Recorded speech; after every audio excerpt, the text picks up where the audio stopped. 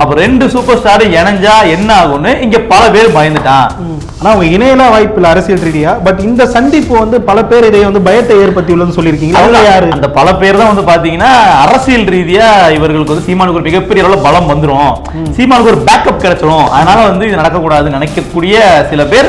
இந்த சில பேர் யாருங்கிறத தெரியப்படுத்தும் விதமாக தான் அன்றைக்கு திமுகவினரும் தவைக்கவினரும் வந்து பாத்தீங்கன்னா சீமான் அவர்களை கடுமையா இந்த விஷயத்தை வச்சு விமர்சிச்சுட்டு இருந்தாங்க. அந்த சில பேர் யாருங்கிறது நமக்கு இதுலயே தெரிய வந்துருச்சு.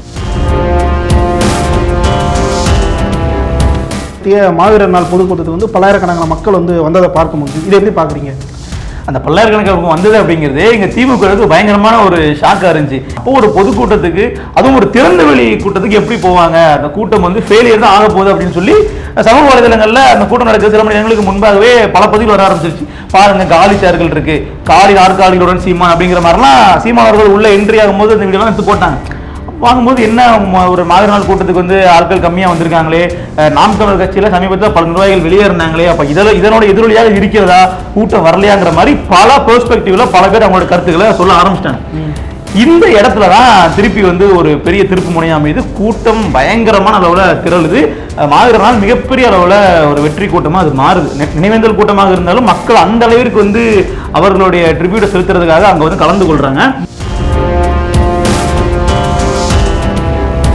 சீமான் அவர்கள் தலைமையில் நடந்த அந்த மாவீரர் நாள் மக்கள் மத்தியில் எந்த அளவுக்கு ஒரு தாக்கத்தை ஏற்படுத்தியுள்ளது?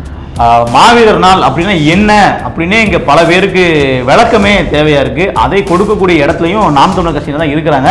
இப்படியாக மாவீரர் நாள்னா என்ன, இந்த மாதிரி தமிழ் இனத்திற்காக உயிர் நீத்தவர்களினுடைய தியாகம் என்ன, அவர்களுடைய வரலாறு என்ன, இதெல்லாமே இந்த மாவீரர் நாள் கூட்டத்தில் நாம் தமிழர் கட்சியினர் பேசுறாங்க. அப்போ இது வந்து எப்படின்னு பாத்தீங்கன்னா, அரசியல் உறவுகளுக்கு வணக்கம்.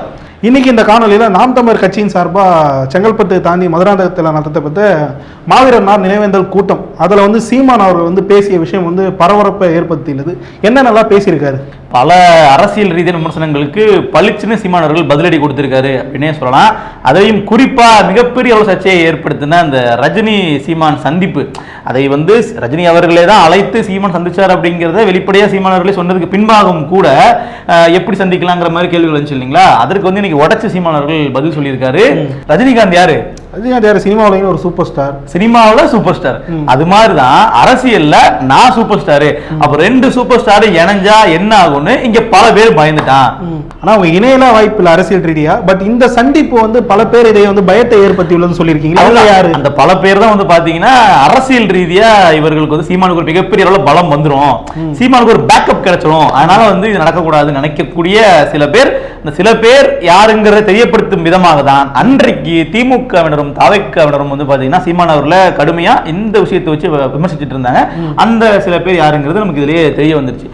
இதையெல்லாம் தாண்டி சீமான் அவர்கள் வெளிப்படையா சொன்னார், நான் வந்து பாத்தீங்கன்னா அரசியல் ரீதியா நாங்க வந்து சந்திச்சு பேசிக்கிட்டோன்றதெல்லாம் கூட்டணி குறித்தோ இல்ல அரசியல் கட்சிக்கு நான் ஆதரவு கேட்டோ கிடையாது. நிகழ்கால அரசியல் அதுல என்னென்ன நடக்குது, நானும் ரஜினியும் என்ன பேசணும்னு எனக்கு தெரியும், அவருக்கும் தெரியும், நான் சொல்ல வேண்டிய அவசியம் இல்லை, அவரும் சொல்ல தேவையில்லை அப்படின்னு ஆணித்தனமா சீமான் அவர்கள் சொல்லிட்டாரு. இது மூலமா வந்து நீ என்ன வேணாலும் சொல்லிக்க, நாங்க பேசினதா இருக்கட்டும், நீ கதை கட்டிக்க, நான் அதை கண்டுக்க போறது இல்லை அப்படின்னு இதுவும் எனக்கு வந்து ஒரு போனஸ் மாதிரி தான். ஏன்னா என்னை பத்தி இப்போ தொடர்ந்து பார்த்தீங்கன்னா அவர் இந்த போட்டோ வெளியே வந்தது, அதை தொடர்ச்சியா சோசியல் மீடியாவாக இருக்கட்டும் ஊடகங்களாக இருக்கட்டும் இந்த விஷயங்களை தான் வந்து பேச ஆரம்பித்தேன். அது முன்னாடி நடந்த எல்லா விஷயத்தையும் மூடி மறைக்கிற விதமாக இந்த விஷயம் வந்து அந்த அளவுக்கு ஊடகங்கள் மத்தியில் வந்து பெருசாக பேசப்பட்டது. இது வந்து நாம் தமிழுக்கு மிகப்பெரிய ஒரு விளம்பரமாக தான் பார்க்கவே படுது. நிச்சயமா. அதை தொடர்ந்து வந்து பார்த்தீங்கன்னா இன்னொரு விஷயம், அதே ரஜினி சீமான் சந்திப்பை வைத்து ஒரு முன்னணி ஊடகம் ஜூனியர் விகடனில் ஒரு ஆர்டிகிள் ஒன்று பப்ளிஷ் பண்ணுறாங்க. அது அந்த முகப்பிலேயே சீமான் அவர்களுக்கு காவி உடை அணிந்து ரஜினி அவர்களுடைய இணைந்த ஃபோட்டோவை போட்டிருந்தாங்க. அதில் போட்டு வந்து காவியோடு சீமானோட சங்கமிக்கிறார் அப்படிங்கிற மாதிரிலாம் போட்டிருந்தாங்க. இப்போ இது வந்து பார்த்தீங்கன்னா நாம் தமிழர் கட்சியிலே ஒரு கொந்தளிப்பு ஏற்படுத்தியிருக்குன்னே சொல்லலாம். எதன் அடிப்படையில் நீங்கள் வந்து சீமான் அவர்கள் காவி பக்கம் போறாரு அப்படின்னு சொல்றீங்க, சீமான் அவர்கள் பண்ணக்கூடிய ஆளே கிடையாது அப்படிங்கிறது நாம் தமிழர் கட்சியினர் பேக்கப் பண்ணியிருந்தாலும் சமீபத்தில் மாவீரர் நாள் நினைவேந்தல் கூட்டத்தில் சீமான் அவர்கள் இது குறித்து வெளிப்படையாக பேசியிருக்கிறாரு. அவர் சொன்னது என்ன நீங்களே சொல்லியிருக்கு, காவி வந்து not fit for myself and it's very bad and it's very ugly, I hate it சொல்லிட்டு ஒரு விஷயத்தை வந்து சொல்லியிருக்காரு. ஸோ அது மூலமாக தெளிவாக சொல்ல ஒரு விஷயம் என்னென்னா, காவி ரொம்ப அருவருப்பானது, நான் வெறுக்கக்கூடியது, என்கிட்ட அதை கொண்டு வந்து போடாதீங்கன்றத அவர் தமிழ் தேசிய அரசியல் பேசியிருந்தாலும் யாருக்கு நம்ம சொல்றோமோ அவங்களுக்கு புரியணும் அப்படிங்கிறதுக்காக சீமான் அவர்கள் ஆங்கிலத்திலே அதை வந்து சொல்லி ஹிந்தியில பேசினா அதை வச்சு ஒரு பிரச்சனையை எழுப்புவாங்க. சரி, ஒருவேளை பிஜேபி காரங்களுக்கு புரியணும் அப்படின்றதுக்காக ஒரு ஹிந்தியில கூட பேசலாம் பார்த்துருப்பாங்க. ஆனா ஹிந்தி பேசினா இங்க இருக்கிறவங்களுக்கும் புரியாது, அதுக்கு பிறகு இன்னொரு காவியத்தை பூசிடுவாங்க. ஸோ அதனால வந்து பொது மொழியா இருக்கக்கூடிய இந்த ஆங்கிலத்தை சீமான் அவர்கள் அந்த பதிலடியை கொடுத்திருந்தாரு. ஸோ இதையெல்லாம் தாண்டி அல்டிமேட்டா அவங்க சொல்ல வர்ற விஷயம் என்னவா இருக்கு அப்படின்னு பாத்தீங்கன்னா, காவி எனக்கு செட் ஆகாது, என்ன விட்டுருங்க அப்படிங்கிறதா ஆணித்தனமா சொல்லியிருக்காங்க. இதுக்கு மேலையும் திமுகவினரோ இல்ல புதுசா முளைச்சிருக்கக்கூடிய தாவேகாவினரோ சீமான் அவர்கள் குறித்து இது மாதிரி விமர்சிப்பாங்க அப்படின்னா அது ஒரு அடிப்படை ஆதாரமற்ற ஒரு குற்றச்சாட்டா மாறி போயிடும். இதை வந்து இந்த மாதிரி மாவீரர் நாள் வந்து பொதுக்கூட்டம் வந்து அமைக்க போறாங்க.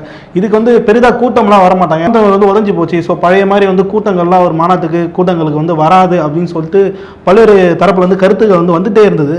ஆனால் சமீபத்தில் நடந்த நாம் தமிழர் நடத்திய மாவீரர் நாள் பொதுக்கூட்டத்துக்கு வந்து பல்லாயிரக்கணக்கான மக்கள் வந்து வந்ததை பார்க்க முடிஞ்சு. இதை எப்படி பார்க்குறீங்க? அந்த பல்லாயிரக்கணக்கான வந்தது அப்படிங்கிறது எங்க திமுகவுக்கு பயங்கரமான ஒரு ஷாக்கா இருந்துச்சு.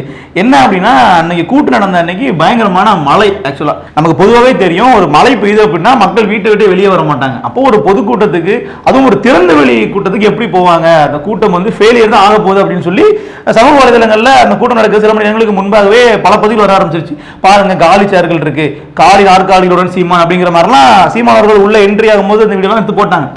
வாங்கும்போது என்ன, ஒரு மாவீரர் நாள் கூட்டத்துக்கு வந்து ஆட்கள் கம்மியா வந்திருக்காங்களே, நாம் தமிழர் கட்சியில சமீபத்தில் பல நிர்வாகிகள் வெளியேறினாங்களே, அப்ப இதனோட எதிரொலியாக இருக்கிறதா, கூட்டம் வரலையாங்கிற மாதிரி பல பெர்ஸ்பெக்டிவ்ல பல பேர் அவங்களோட கருத்துக்களை சொல்ல ஆரம்பிச்சிட்டாங்க. இந்த இடத்துலதான் திருப்பி வந்து ஒரு பெரிய திருப்பு முனையா அமைது. கூட்டம் பயங்கரமான அளவுல திரளுது. மாவீரர் நாள் மிகப்பெரிய அளவுல ஒரு வெற்றி கூட்டமா அது மாறுது. நினைவேந்தல் கூட்டமாக இருந்தாலும் மக்கள் அந்த அளவிற்கு வந்து அவர்களுடைய ட்ரிபியூட்டை செலுத்துறதுக்காக அங்க வந்து கலந்து கொள்றாங்க. கிட்டத்தட்ட வந்து பாத்தீங்கன்னா பலாயிரக்கணக்கான மக்கள் அங்க சங்கமிக்கிறாங்க. அப்ப இந்த புகைப்படங்கள் வெளியாகும் போது அது இரண்டு விஷயத்துக்கு பதிலடியா இருக்கு. கட்சி வந்து கட்டமைப்பு உடையுது, வெளியே போறாங்கன்றதுக்கு ஒரு பதிலடி, மழையோ புயலோ ரெட் அலர்ட்டே வந்தாலும் எங்களை தடுக்க முடியாது அப்படிங்கிறதுக்கு அது ஒரு பதிலடியாகவும் அமைஞ்சிருக்கு சார். சீமான் அவர்கள் இந்த மாவீரர் நாள் பொதுக்கூட்டம் வந்து அரசியல் வட்டாரங்கள் மத்தியில் எந்த அளவுக்கு ஒரு பரபரப்பை வந்து ஏற்படுத்தியுள்ளது? நிச்சயமா இப்போ வந்து பல அரசியல் தலைவர்களும் நாம் தமிழர் கட்சியினுடைய கூட்டத்தில் சீமான் என்ன பேசுறாங்கிறத பார்ப்பாங்கன்றதை தாண்டி பேசுறதுக்கு முன்னாடியே சில கருத்துக்கள் எல்லாம் பல தலைவர்கள் பேச ஆரம்பிச்சிட்டாங்க. குறிப்பா விசிகாவினுடைய தலைவர் திருமாவளவன் அவர்கள் வந்து பிரபாகரன் உயிரோடு இல்லைன்னு சொல்லி பல விஷயங்களை பலரும் வந்து பேசிட்டு இருக்காங்க. அந்த மாதிரி நான் பேச மாட்டேன், எனக்கு ஒரு ஆதரவு படைகள் சிறுத்தை படைகள், அவர்களுக்கு தேவையான கருத்தை நான் பேசுவேன்னு சொல்லி மறைமுகமா சீமானவர் அட்டாக் பண்ணியிருக்காரு. இதை நீங்க எப்படி பாக்குறீங்க சார்? திருமாவளவன் அவர்களை வந்து எடுத்துக்கிட்டீங்கன்னா மாவீரர் நாளுக்கு வந்து அவரை நினைவேந்தல் வந்து செலுத்திருக்காரு. அந்த ஒரு நாளில் வந்து அந்த மாதிரி நினைவேந்தல் சொல்றாரு, அதெல்லாம் ஓகே. பட் மற்ற எந்த இடத்துலையும் வந்து அதை வந்து முன்னிறுத்துறது இல்லை, அது வந்து நமக்கு தெரிஞ்ச விதம் தான். ஆனால் சீமான் அவர்கள் அப்படி இல்லை, எல்லா இடத்துலையும் வந்து ஈழப்போர் பற்றியும் ஈழ தமிழர் பற்றியும் தமிழர் விடுதலை பற்றியும் எல்லாத்துலையும் பேசுறாரு. ஆனால் திருமாவளவன் கூட்டணி தர்மம் அப்படின்னு சொல்லிட்டு ஒரு விஷயத்தை வைத்துக்கொண்டு இந்த விஷயங்கள்லாம் வந்து மறந்துட்டாருன்றது தெளிவாக தெரிஞ்ச விஷயம் தானே. நிச்சயமா இப்போ அது அடிப்படையில் பார்க்கும் பொழுது என்ன ஆகுதுன்னு பார்த்தீங்கன்னா, சீமான் ஒரு தாக்கத்தை வந்து ஏற்படுத்துறாரு மாவீரர் நாள் கூட்டம் அவர் தலைமையில் நடத்துவதன் மூலமா அப்படிங்கிறது புரிய வருது. இன்னொன்று, நாம் தமிழர் கட்சி ஒருவேளை இல்லை என்றால் இங்க மாவீரர் நாள் கூட்டம் நடத்துவாங்களா மற்றவங்க அப்படிங்கிறதே ஒரு கேள்விக்குறி தான். காரணம் வந்து இந்த அரசியலை தொடர்ச்சியாக இந்த மண்ணில் பண்றவங்க நாம் தமிழர் கட்சியாக இருக்கிறாங்க. மாவீரர் நாள் கூட்டம், பிரபாகரனுடைய பிறந்த நாளை பெரிய அளவில் கொண்டாடுறது, இது எல்லாமே நாம் தமிழர் கட்சியினால் மட்டுமே வந்து பெரிய அளவு முன்னெடுக்கப்படுது. இப்போ புலியை பார்த்து பூனை சூடு போட்டு கொண்டது போலதான் மற்ற கட்சிகள் இதை பின்பற்றுவது நமக்கு தெரியுது. அதுக்கு சிறந்த உதாரணமா வந்து பாத்தீங்கன்னா அவங்க பண்றத வந்து இதையும் ஒரு வாக்கு வங்கியா தான் பாக்குறாங்கன்றீங்களா? ஆமா, இப்ப நாம் தமிழ் இதை பண்றது இல்ல, நமக்கு வாக்கு வங்கி குறைஞ்சிடும் அப்படின்ற ஒரு பயத்தினால பண்றாங்க. 100 விழுக்காடு உண்மை. காரணம் வந்து இப்ப தமிழ் தேசியத்துக்கு இந்த அளவிற்கான வாக்கு வங்கியை உருவாக்குன சீமான் அவர்கள். அவற்றுக்கிற வாக்கு வங்கியில நமக்கு கொஞ்சம் கிடைச்சா நல்லா இருக்கும், நெல்லுக்கு பாயிட்டு தண்ணி கொஞ்சம் புல்லுக்கும் பாயிட்டுன்ற மாதிரி கூட இவர்கள் என்ன பண்ணாங்கன்னா முயற்சி பண்ணி பாக்குறாங்க. பட் அந்த பக்கம் போறதுக்கு அவர்கள் தொடர்ச்சியாக களமாடணும், சீமான் அவர்களை விட மிகப்பெரிய ஒரு முன்னெடுக்கணும், அதுக்கு இங்க வாய்ப்பு இல்லை. அது இல்லாம அவர் இருக்கக்கூடிய கூட்டணி பாருங்க, காங்கிரஸ் திமுக கூட்டணியில இருந்து வந்து ஈழத்தமிழர் இறப்புக்கு வந்து அவர் நினைவேந்தல் செலுத்துறாரு. விசிகா எடுத்துக்கிறோம்னா தமிழ் தேசத்துக்கு நாங்க எதிரி இல்லை அப்படிங்கிறத ஒரு சுட்டி காட்டும் விதமாக, அதை வந்து ஒரு ரெப்ரசன்ட் பண்ற விதமாக அதை பண்ணியிருக்கலாம். அதை தாண்டி நான் இப்ப சொல்ல வந்த விஷயம், புலியை பார்த்து பூனை சூடு போட்டு கொண்டது அப்படிங்கிறது திமுகவுக்காக நான் அதை சொன்னேன். திமுகவினர் மாவீரர் கூட நடத்திருக்காருங்க, திமுக நடத்திருக்கா. ஆமா, இப்ப அதுதான் வந்து இந்த வருஷம் ரொம்ப ஆச்சரியம். இத்தனை ஆண்டுகள் நடத்தல, நியூஸ் வெளியே வரல, பெருசு ஆண்டுகளும் நடத்தல. திமுக தலைமை அதை பண்ணாங்கன்னா வெளியே தொக்க மாட்டிப்பாங்க. திமுகவினர் சிலர் அதை பண்ணிருக்காங்க. இது எப்படி வந்து ப்ரொஜெக்ட் ஆகுது நீங்க பாருங்களேன். சமூக வலைதளங்கள்ல சீமான் அவர்களை எதிர்க்கிறேன்னு சொல்லி பிரபாகரன் அவர்களை நேரடியாக விமர்சனம் பண்ணக்கூடிய நபர்கள் யாரு? திமுகவினர். அவர்கள் இந்த மாதிரி மாதநல கூட்டம் நடத்துறாங்க அப்படிங்கும்போது அது எந்த அளவுக்கு களத்துல வந்து எதிரொலிக்குதுன்னு பாருங்களேன். அப்ப நீங்க எல்லாம் மாதநல கூட்டம் நடத்துற அளவுக்கு வந்துட்டீங்கன்னா அதற்கு விதை போட்டது யாரு? நாம் தமிழர் சீமான். அதுதான் இப்போ வந்து பேச பொருளா இருக்கு. இறுதியா சீமான் அவர்கள் தலைமையில் நடந்த அந்த மாவீரர் நாள் மக்கள் மத்தியில எந்த அளவுக்கு ஒரு தாக்கத்தை ஏற்படுத்தி உள்ளது? மாவீரர் நாள் அப்படின்னா என்ன அப்படின்னே இங்க பல பேருக்கு விளக்கமே தேவையா இருக்கு. அதை கொடுக்கக்கூடிய இடத்துலையும் நாம் தமிழர் கட்சியில தான் இருக்கிறாங்க. ஸோ இப்படியாக மாவீரர் நாள்னா என்ன, இந்த மாதிரி தமிழ் இனத்திற்காக உயிர் நீத்தவர்களினுடைய தியாகம் என்ன, அவர்களுடைய வரலாறு என்ன, இதெல்லாமே இந்த மாவீரர் நாள் கூட்டத்தில் நாம் தமிழர் கட்சியினர் பேசுறாங்க.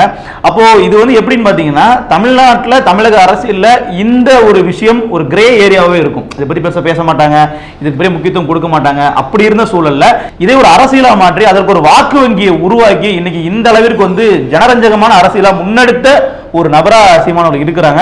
ஸோ இது வந்து தமிழர்கள் பலரிடையும் வந்து இந்த மாதிரியான தமிழ் பற்றை வந்து ஊட்டி வளர்க்குது. இன்னும் சொல்ல போனா விடுதலை புலிகளினுடைய தியாகத்தை வந்து அவர்களுக்கு கொண்டு போய் சேர்க்குது அப்படின்னு சொல்லலாம்.